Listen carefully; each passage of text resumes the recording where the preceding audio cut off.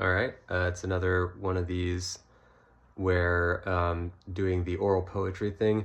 So again, the thing I'm trying to do here is not necessarily to recite what we know as the Iliad word for word like an actor would do on stage. I'm also not necessarily trying to create something entirely new.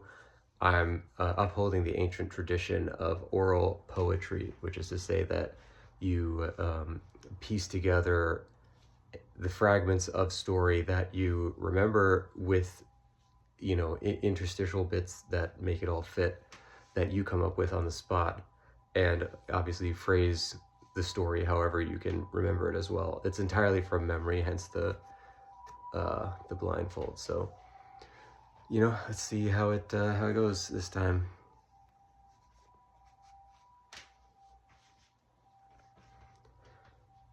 Sing, goddess, of that meeting between Helen and Paris, after the duel with Menelaus had been completed to its unsatisfactory end. Helen had been forced to enter the bedchamber by Aphrodite, the laughter-loving goddess. She came into the chamber, saw Paris on the bed, having just fought his duel, and somehow having reappeared in that hated room shared by the two of them. Helen spoke unto him. So, you have returned. I wish you had died there. I wish that my sorrows had been ended by my former husband, who so clearly is a better man than thee. How many times had you told me before that in single combat, just as this one was, you would clearly come out the victor, that it would be no contest between the two of you?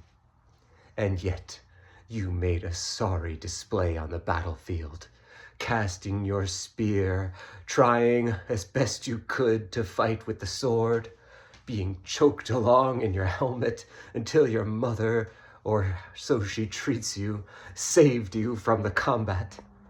Oh, I will not lie with you. I will sit with you. I will go to your bed, but I will not do so under my own volition. It is only the laughter-loving goddess, that hateful queen, who asks me to do so, forces me. I will do what she bids, but no more.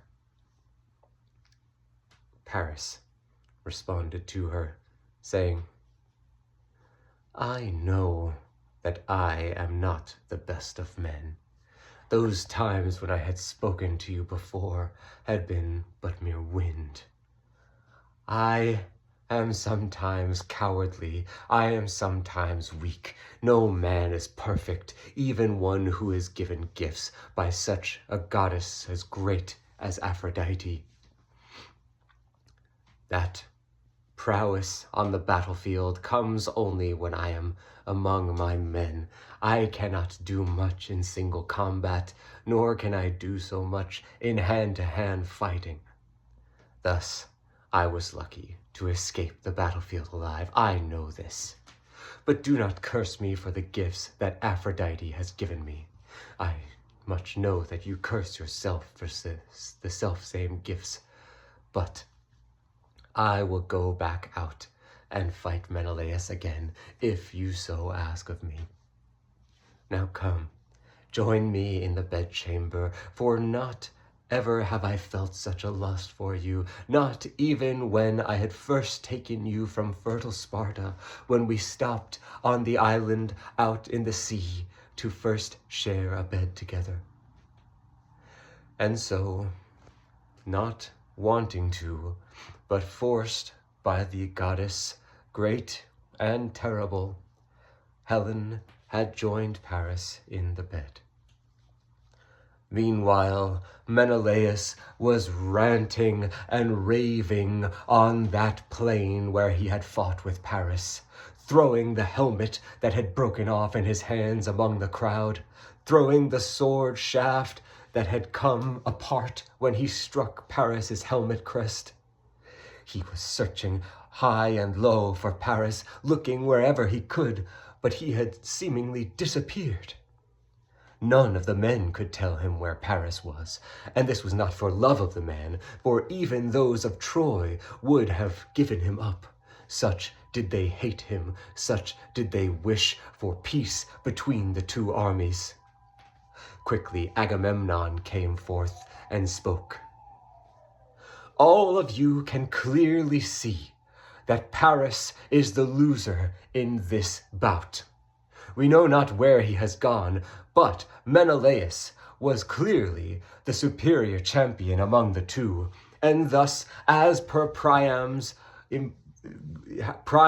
promises that he gave to us, and Hector's, and all those before you as witness, we come out the victors, and we shall be given a prize great and good enough to sate our armies and pay to the coffers of Achaia for all the expenses she has taken in this endeavor.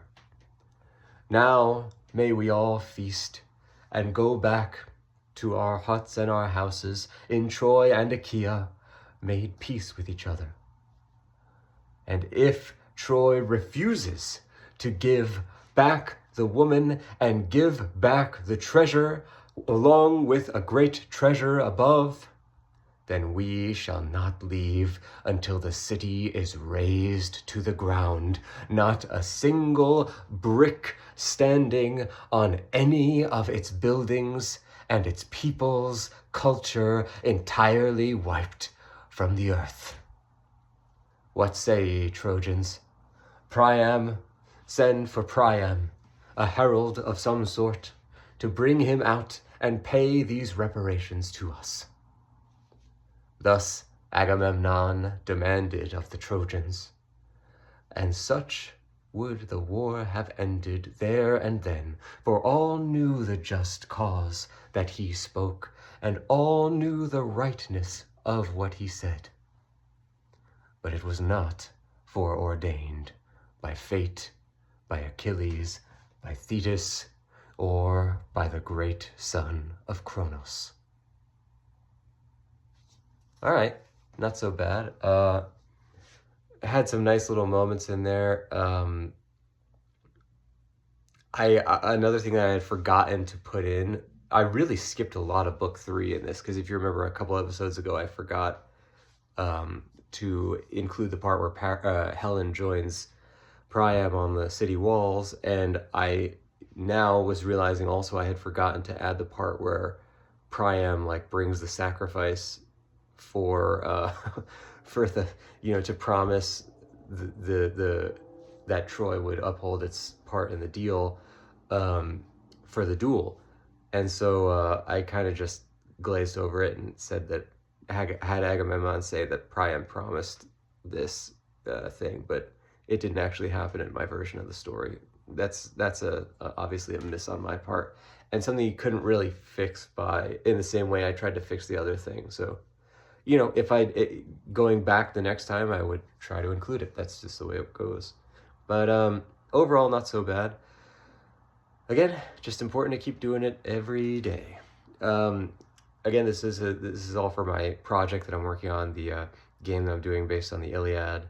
Currently, the version that I'm working on is just to hone the combat mechanics and stuff. So it's mostly, RPG mechanics and combat stuff, but the main game would have a lot of written content in it, and therefore, I'm trying to kind of get better at coming up with this sort of stuff off the top of my head. So, again, every day do it and see if it gets any better, and hopefully it does. We'll see how it goes.